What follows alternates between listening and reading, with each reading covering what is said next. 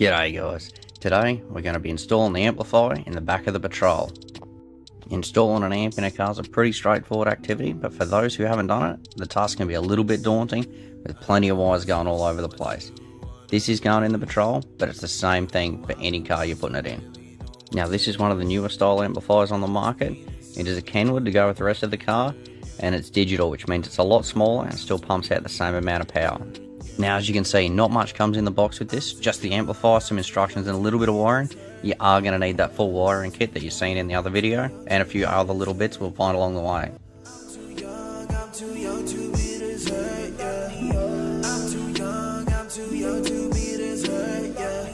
Now something you're going to have to do early on is decide where you want to mount the amp. I want it tucked out of the way because I've got kids and I want it somewhere prying fingers aren't going to reach easily. So one of these backside pockets is going to be perfect. Now you want to run these wires as hidden as possible. It'll stop them getting damaged and keep the car looking as neat as it is now anyway. So I'm removing these strips from the front and back doors. They simply push on. You can get a screwdriver or your fingers under there and just pop them up. This is where Nissan runs the wires, and this is where I'm going to run the wires as well. Now you don't really need any special tools to do this job. A basic toolkit, a soldering iron and some good wire strippers will go a long way doing a little project like this. After those covers are off, simply lift the weather strips up. They just push back on when you're done, easy as. Now I'm just prying this panel up that's beside the back seats.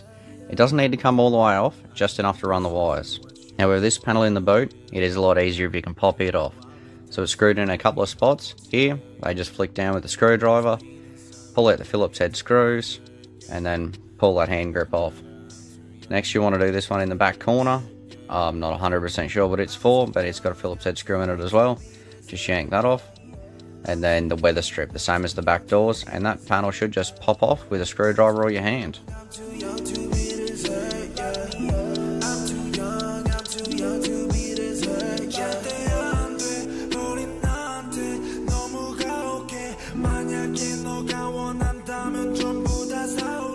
It doesn't need to come right out of the car, doesn't matter if the seatbelt's still through it, we've got access to where we needed it. As you can see now, we've got a strip through from the back door to where the amplifier is going to be located. That's going to make things a hell of a lot easier running these wires and keeping them out of the way.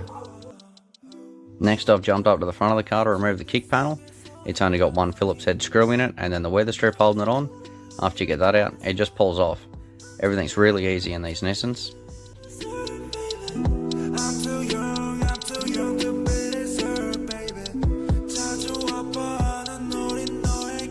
Now I've made the decision not to try and remove the trim on the B-pillar here because it's got the seatbelt mounted to it. I'm pretty confident I can push the wires underneath. Now I'm back in the boot, and this is where you really want to be sure you know where you want the amp. I'm punching a hole here with the spade bit, and I end up punching a couple more just to open it up to get those wires through. So if you're going to run this big bundle of wires from the front of your car to the back of the car where the amp is. Make sure at the front they plug into all different places, but they all go to the same place in the back, the amplifier. So what you can do is just tape them all together like this. These are the wires that are going to go into the amp. And in the shed or the garage or wherever you've got at home, just go along, run a bit of tape the whole way along them. That way you only need to run it once through the car instead of 3 times. Now sure, if you're running a really high quality system and you're running speakers through the amp, you might get some distortion coming from the power cable through to the RCA, so you might want to run that one separately. But for what we're doing, running all of them together, that's going to be the best option for us. Righto, let's tape them up.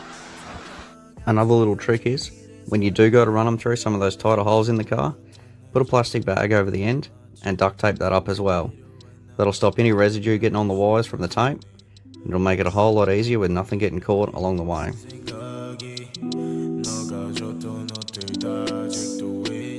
Now like I said, I'm starting at the back of the car, so I'm pushing these wires in from the back door, along behind this panel, and then up through the holes we've already pre-drilled. There it is there.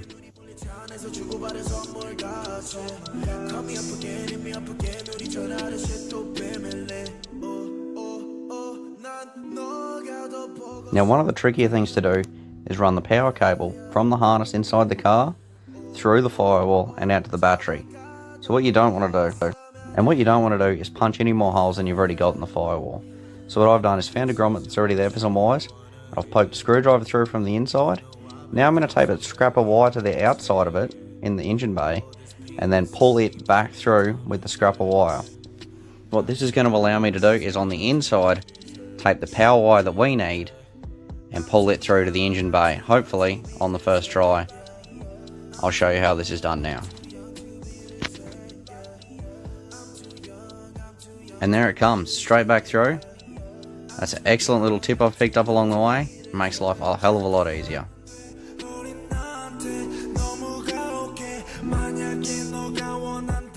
Now that the wires are pretty much run all the way through the car, we split off the RCAs and the accessory wire that'll turn the amp on when the stereo comes on. Now I'm using this amp to power a little project I'm mounting in the back doors. Now I'm not quite ready to install those yet, so I'm just coiling up the wire here under this kick panel. If you're running subs or something in the boot, these wires will go straight to them. Now it's time to jump back to the engine bay, find a suitable location to mount that fuse, and you'll have to cut the power wire to splice it in. Now that we know the length of all our wires that we need, I've got the earth wire here and the power wire, and you want to strip about 10 mils of insulation off the end of them. Then these are the crimps that come provided in the kit. You want to slide them over the top and then crimp them up with a good set of pliers. Next, I solder in the end of them, and then finally I put shrink wrap over the end to make sure nothing's coming loose and everything's insulated.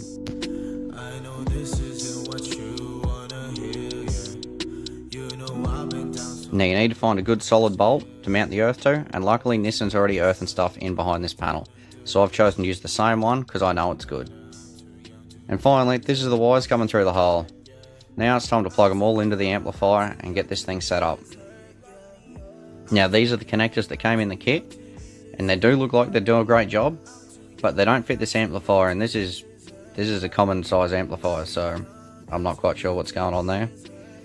Anyway, for the time being, I'm just going to push the wires in the old fashioned way and tighten them down, making sure none of them are touching each other. I've chosen to bridge my speaker wires here to drop this down to a 2-channel amplifier instead of the 4 that it comes as. Now I have only run one set of RCAs through the car. You could run 2, but I chose to just run 1, and I'll pick up a couple of splitters next time I'm in town to make sure all 4 channels on this are working properly, which, like I said, we've bridged down to 2, but to make sure everything's working as it should. Now as you can see here, that's the amp all mounted up. So it's tucked in behind that panel, all the wires are hidden. I still believe it's going to get enough airflow around it to keep it cool, but you know, we'll have to wait and see. Now we are done in the back of the car, but we do still have a few things to do up the front. We need to plug these RCA leads into the back of the stereo, which is easy as, just follow the instructions and you can't go wrong there. Now we also have to hook up the switch wire which goes to the accessories coming out the back of the head unit.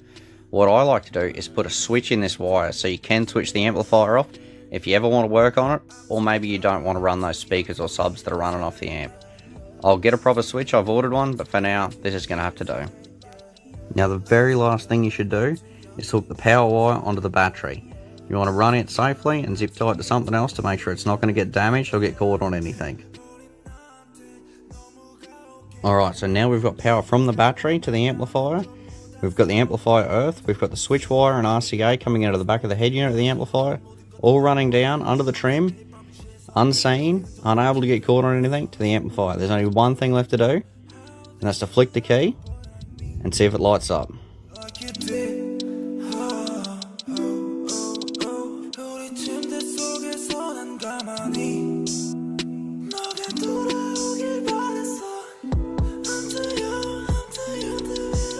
There you go guys, that little red light means we've got power to the amplifier and everything's running as it should. Thanks for watching and I hope this helps you out. Catch me back on the next video and we'll see what's going in those back doors.